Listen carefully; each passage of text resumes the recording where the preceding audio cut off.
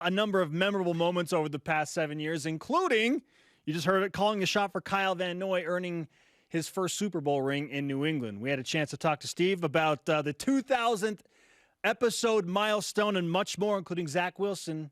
Here's our conversation with Steve on the Deseret First Credit Union Hotline. Steve, I can't think of a better way to celebrate 2,000 episodes of this show than with the guy who quarterbacked what I believe is the greatest BYU football team in history. So let's just start the controversy right there. Let's go, man. What is controversial about that? I mean, what do you want to? I mean, 84 wants to come up and try to say 83. I mean, it's done. It's over. I'm with you. That's locked in the vault. But whenever you guys have a big moment, you seem to call me, which I really appreciate. It makes me feel important. But 2,000 is a big number. I mean, 2,000. I didn't have 2,000 touchdowns. I didn't have 2,000. Luckily, I didn't have 2,000 interceptions. I didn't. I was thinking about my first $2,000 I made in my Greenwich Times paper route. That was probably. What else did I do? 2002. I got married at 38. Probably 2,000 dates. I didn't have a celebration for that. But, we should have celebrated that. Hey, one. Did you cash those paper route checks? Because you didn't cash some of the first professional checks. I collected every dime. I didn't spend a dime, I've been pro maybe 4 or 5 years, and I remembered that my dad had pooled all the money in an account of his, and I had forgotten about it. And I said, "Hey, Dad, by the way, you might think I have forgotten about this, but as you taught me, we count each dime. Where's my money? Come on, Grit. Give me my money." Grit had to go back into the account, but classic Grit, he had it all accounted for, and he had it to the dollar. And I want to say it was $10,453. Hey, and I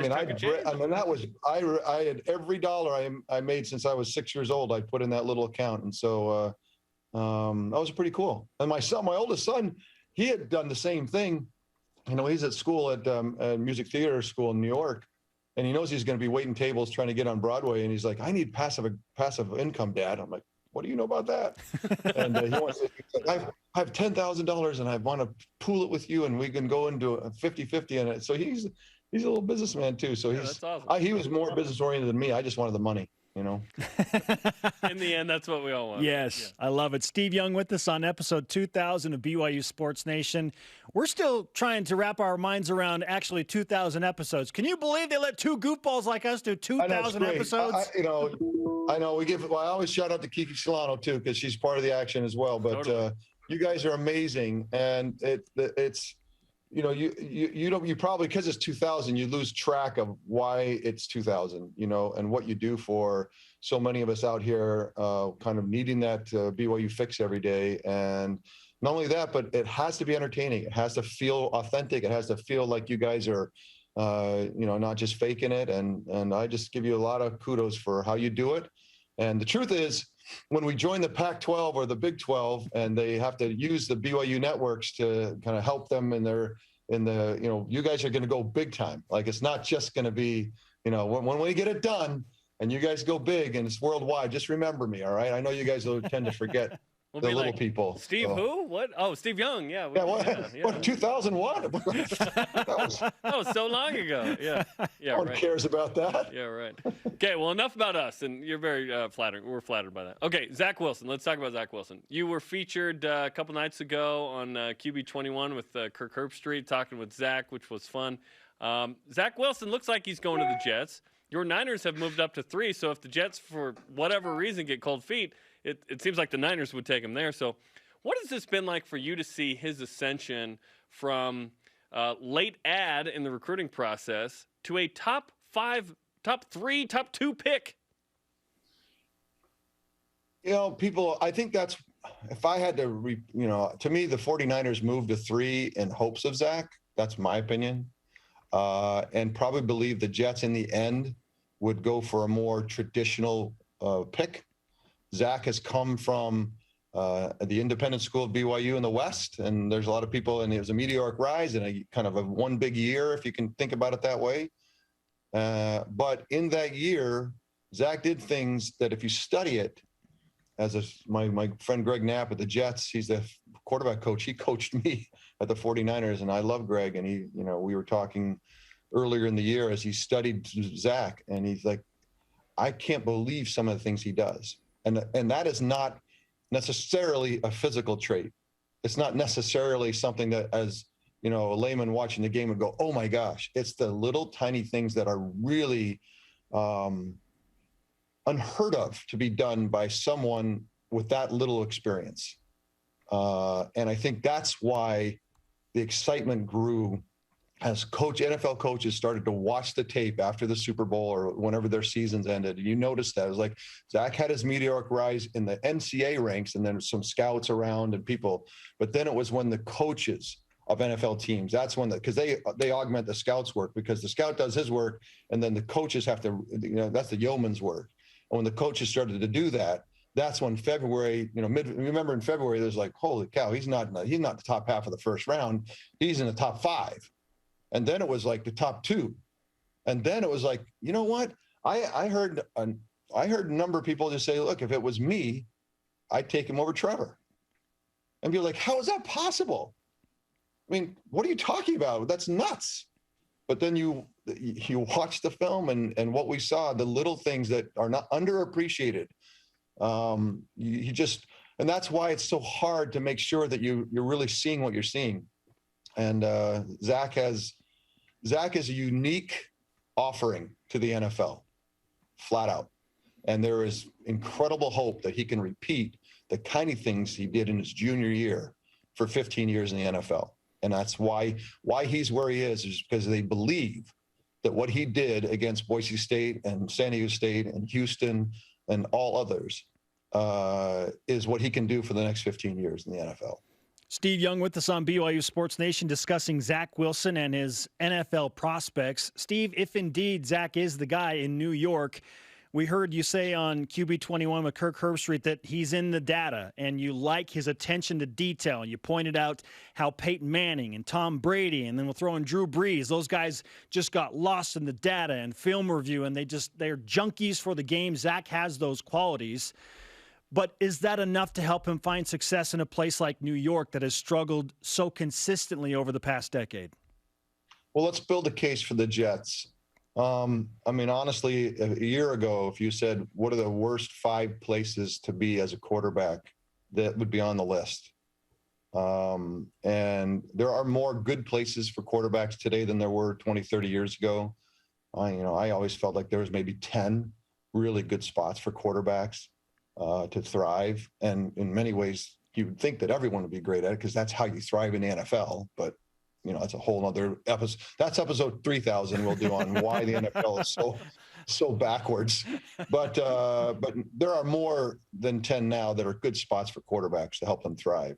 The Jets have never been one of them.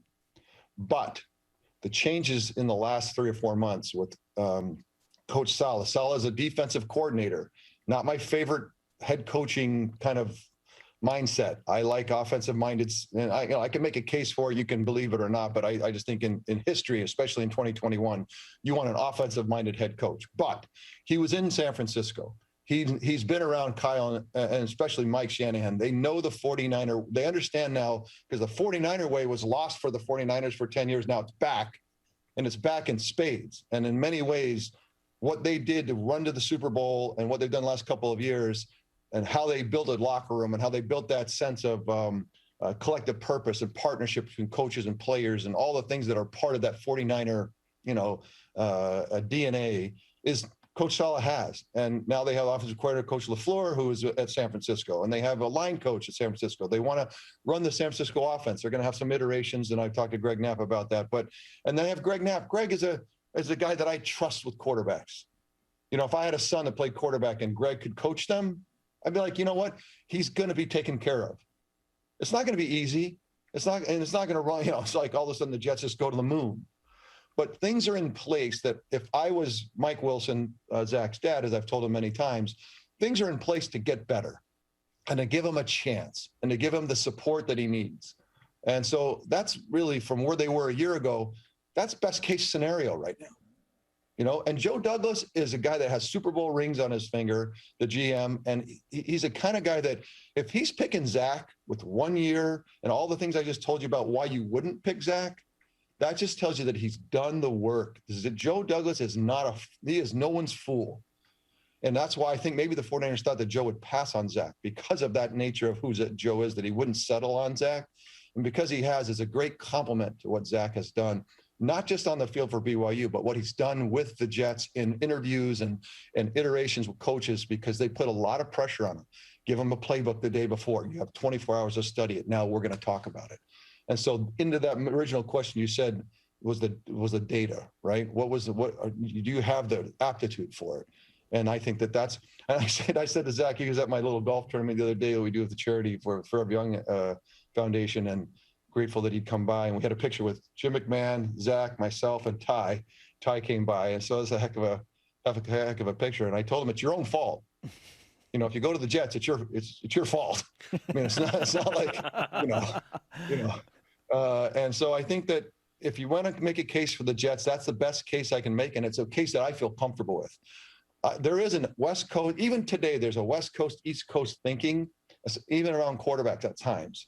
An idea that the Jets have kind of totally ingratiated themselves to the 49er way with who they brought in as coaches is comforting to me. And so as I talked to Mike Wilson, his dad, is like, I'm comforted by all that. And I think it gives it more of a chance, but they're still the Jets. They're still, need to get a lot of more help. They've got some pieces. They got a tackle. They got, they have a center. They have some defensive linemen. They have guys around.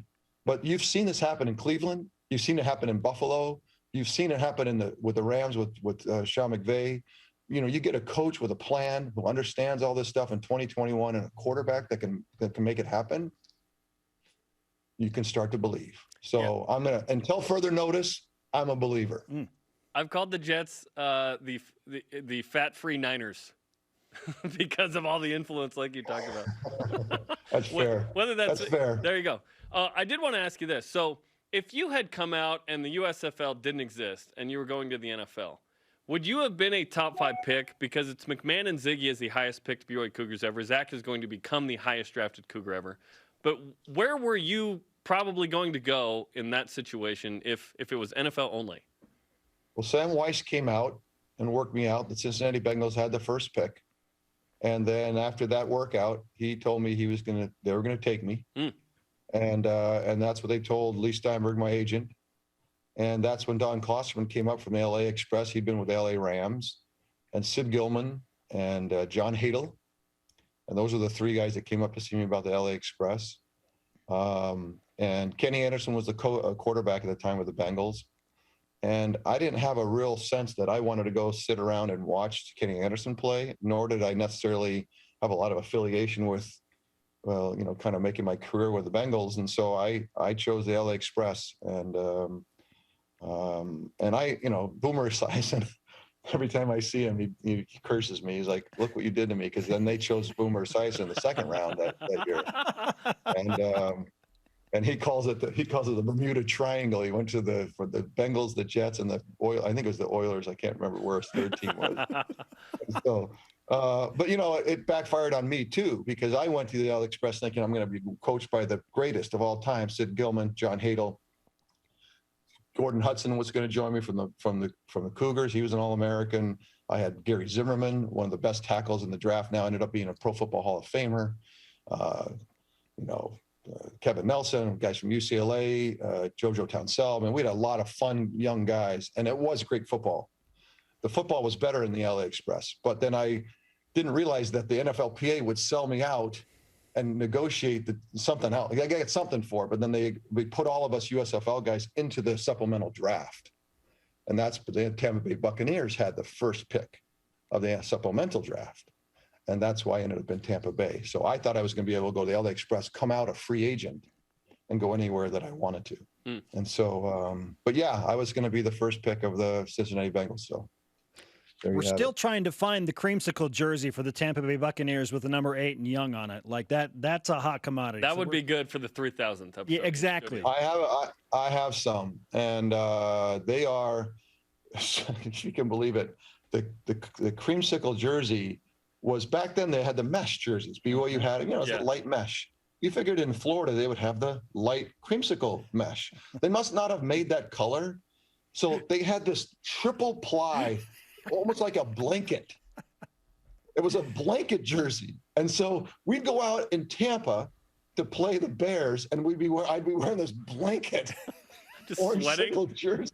It's like, how could it make it any harder? You know, it's like, it wasn't even pliable. It was kind of like it would fold over, like you try to throw and you hear it, you know, and I was like, anyway, that'll be the 4,000 show. When Yes, talk about the 4,000. Line it up. Yeah. Oh, great stuff. Okay, Steve, just looking at matters of success, the Jets won 2 games last year. So if Zach's the guy, what is a reasonable goal in terms of a win total that he and the Jets should shoot for that would show marked success in 2021? Well, the first thing is it's not necessarily a win total, it's the threat. It's a predatory place, the NFL.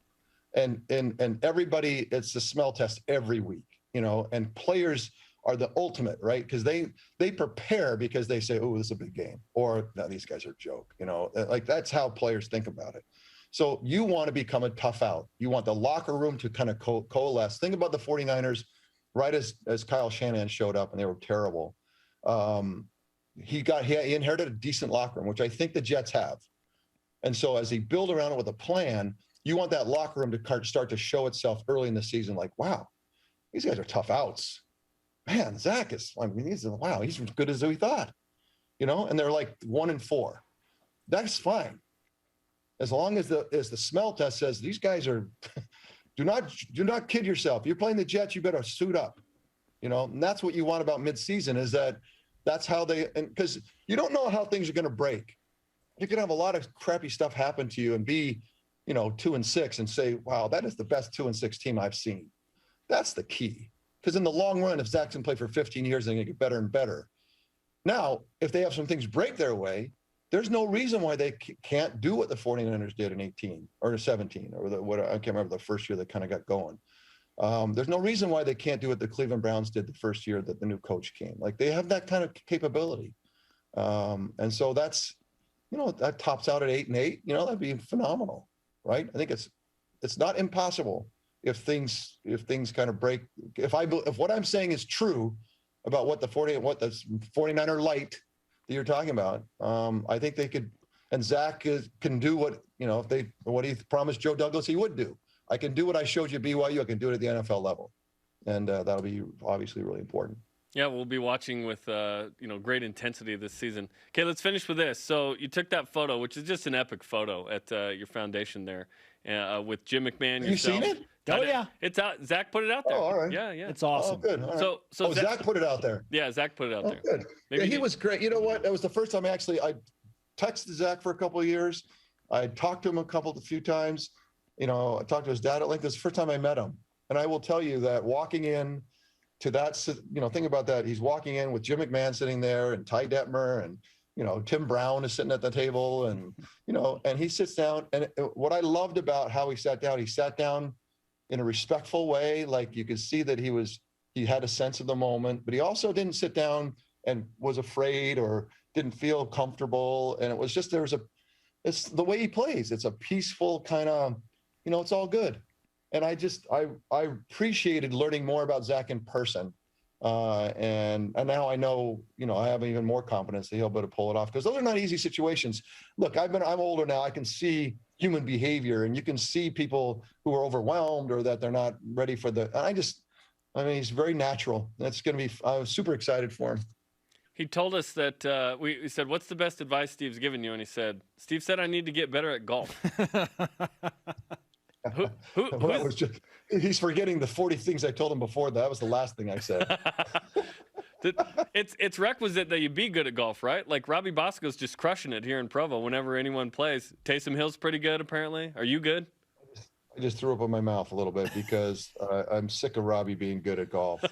It's so you know what? The problem is that Robbie played in high school as a kid. It's cheating. You can't play golf till you get to college.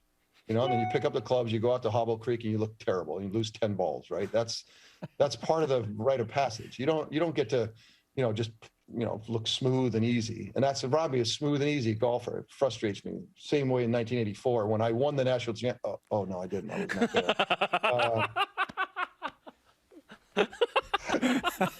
there. enough time goes by. I told Robbie the other day, I go, Robbie, enough time goes by, they won't remember. I'm just going to claim the national champion because it's just so long ago. Like, oh, yeah.